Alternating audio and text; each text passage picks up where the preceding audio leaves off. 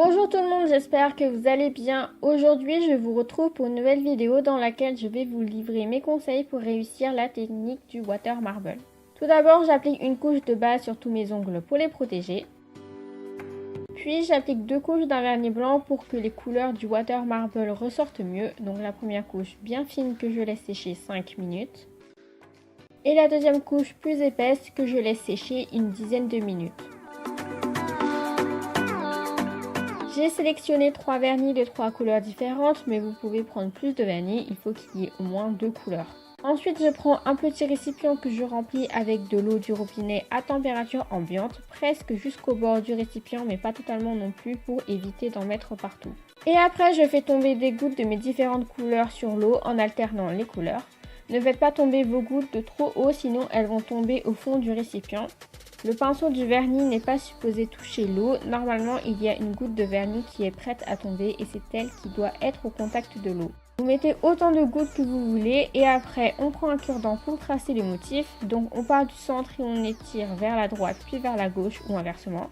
Puis, on étire dans le sens opposé de l'étirement précédent, c'est-à-dire qu'on va étirer le motif de bas en haut jusqu'aux parois du récipient. Entre chaque coup, nettoyez bien votre cure-dent avec un mouchoir. Ensuite, on choisit l'endroit dans lequel on veut tremper notre ongle et on le trempe en mettant notre doigt parallèlement à la surface de l'eau et on enfonce l'ongle sous l'eau.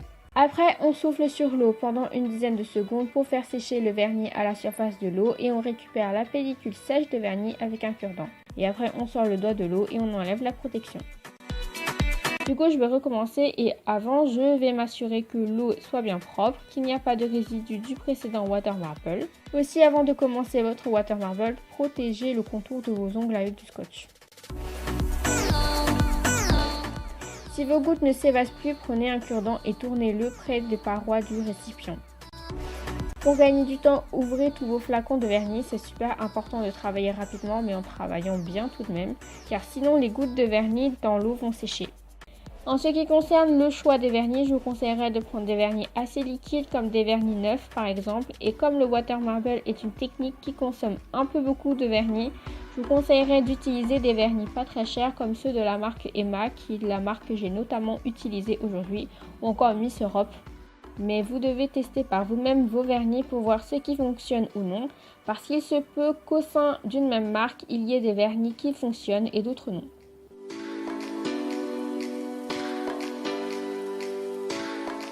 Il existe plusieurs motifs de water marble, mais c'est vrai que sur ma chaîne, je ne vous en ai présenté qu'un seul, le motif millefeuille, car c'est tout simplement celui que je préfère et qui est inratable. Si vous faites tous vos ongles séparément, je vous conseillerais de mettre exactement le même nombre de gouttes de vernis à chaque fois et de mettre les couleurs dans le même ordre à chaque fois. De cette manière, vous aurez un résultat uniforme, pas comme moi à la fin. Aussi, vous pouvez tremper plusieurs doigts en même temps. Je pense même que vous pouvez tremper 4 doigts en même temps si vous avez un récipient assez large. De cette manière, vous économiserez du vernis et du temps.